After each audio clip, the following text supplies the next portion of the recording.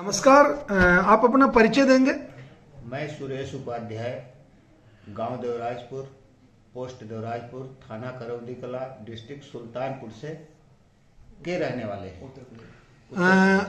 आप उत्तर प्रदेश जैसे राज्य से आते हैं और समस्या क्या रही आपको?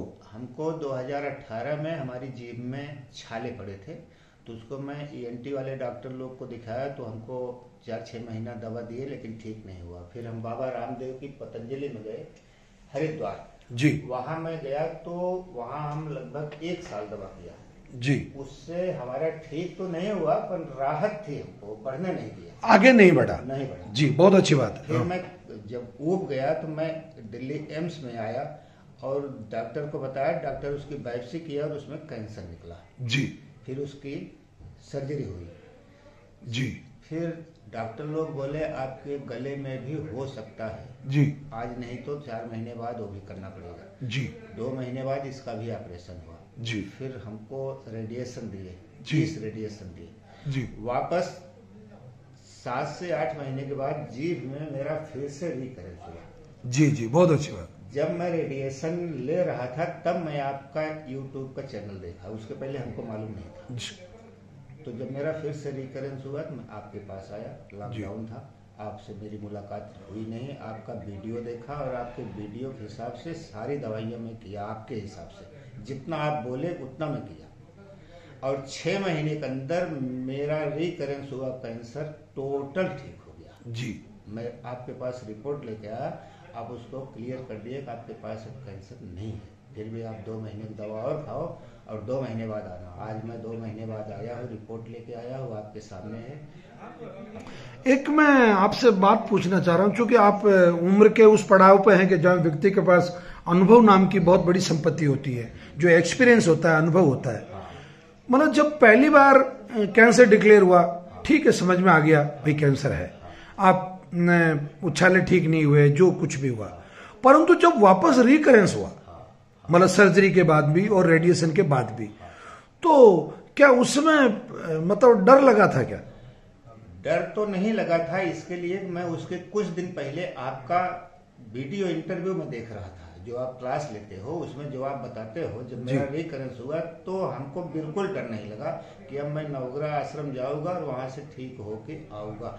आपके क्लास में हम सुना हो कई वीडियो में आप बोलते हो रिकरेंस हो गया, कोई बात नहीं, पर आप ईमानदारी से, आस्था से और परहेज के साथ डेली दवा लोगे तो आपका कैंसर ठीक होना ही होना, बगैर माँ बाप की ये बीमारी है, इसके लिए हमको कोई ज्यादा तकलीफ नहीं हुई। तो मतलब मैं यूं निवेदन कर रहा हूँ कि आप आसानी से ये घोषणा कर सकते हैं कॉन्फिडेंस के साथ में कि कैंसर जानलेवा नहीं है? बिल्कुल नहीं है, अगर वो आपके हिसाब से चला तो हाँ बिल्कुल, वो हिसाब से तो चलना पड़ेगा। आपका फार्मूला 33% वाला बिल्कुल सही फार्मूला है और आदमी आपके हिसाब से चलेगा, कैंसर से किसी की जान जा नहीं सकती, ये मैं पेशेंट 100% विश्वास के साथ बोल रहा हूँ।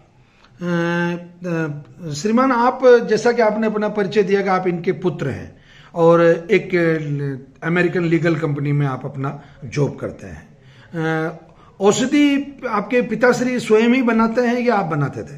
नहीं, वो खुद ही बनाते हैं जी, खुद ही बनाते हैं और आपने जैसे बोला एग्जैक्टली वैसे ही बनाते हैं जी, उसमें कोई कोताही नहीं। अच्छा, जब पिताजी के कैंसर का आपको पता चला, फर्स्ट टाइम पता चला होगा एंड देन रिकरेंस जब हुआ उसके बाद में जब आपको पता चला होगा, तो एक जो धारणा है समाज में, समाज शब्द काम में ले रहा हूं कि भाई कैंसर हो गया मतलब परिवार का की बर्बादी हो गई या व्यक्ति की बर्बादी हो गई या जीवन जाना ही जाना है, तो क्या आपको भी ऐसा विचार आया था क्या?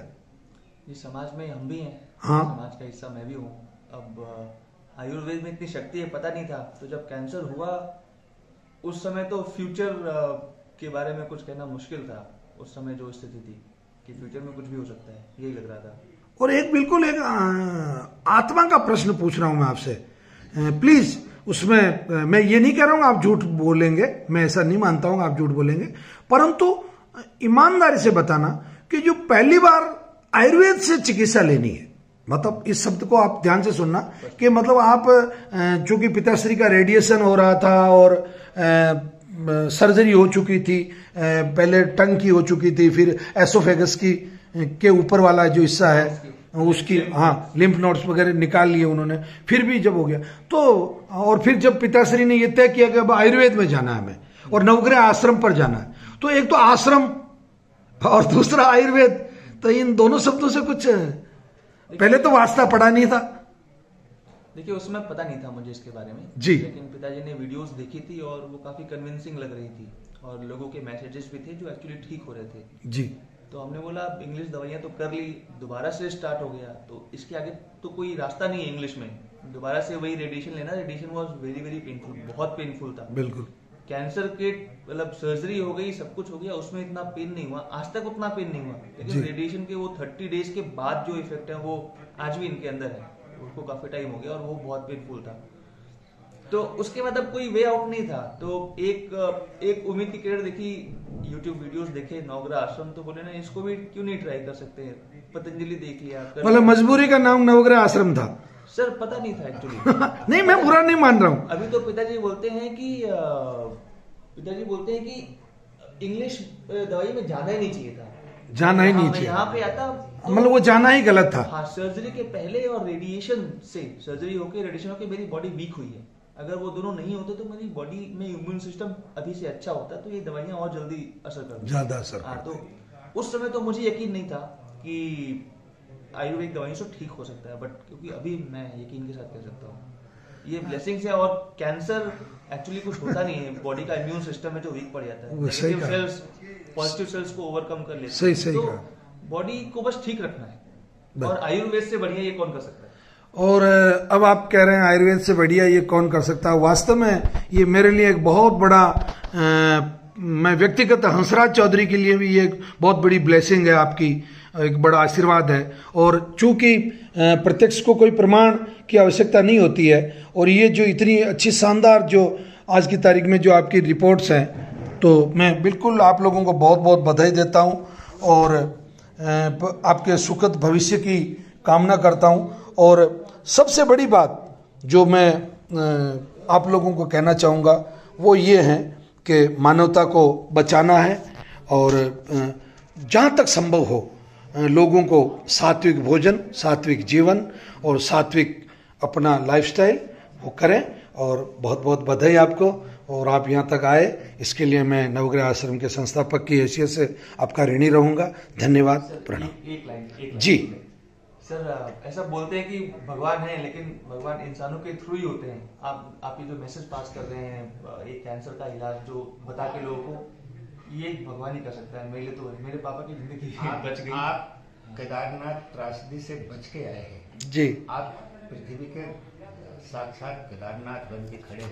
नहीं ऐसा नहीं है, नहीं ऐसा नहीं है, मैं आप ही जैसा बच्चा हूँ। हकीकत बोल रहा हूँ चौधरी साहब, आप कितने आदमी जीवन दान दे रहे हैं। सर, आप आयुर्वेद की सच की लड़ाई पे चल रहे हैं, जो कि थोड़ा मुश्किल है आज के टाइम पे, लेकिन हाँ मुश्किल है पर असंभव नहीं है। लेकिन बहुत बहुत इवेंटफुल इमीडिएट रिजल्ट्स मुझे मिले हैं। कैंसर 6 महीने में ठीक होना मजाक बात नहीं, बड़ी बात है। आपके मुंह से मैं सुना हो माउथ कैंसर कम से कम 1.5 साल लगता है, हाँ 6 महीने में ठीक है। हाँ, तो वो एक ये परमात्मा ने आपको मदद की, भगवान धन्वंतरी की कृपा रही, और आपने परहेज पूरा रखा, आस्था पूरी रखी और औषधि पूरी मात्रा में ली। आज तक मैं लिक्विड सेमी लिक्विड पे हाँ हाँ, तो यही मैं कहता हूँ, रोटी नहीं बनाया। यही तो चलो आप अपना कबूतरों को अनाज यहाँ तो डाले ही डालें, अपने घर पे भी रोजाना 1 किलो अनाज कबूतरों को डालें, ताकि अपनी एप्लीकेशन जो है परमात्मा तक, अस्तित्व तक जाती रहे। बहुत बहुत धन्यवाद, प्रणाम।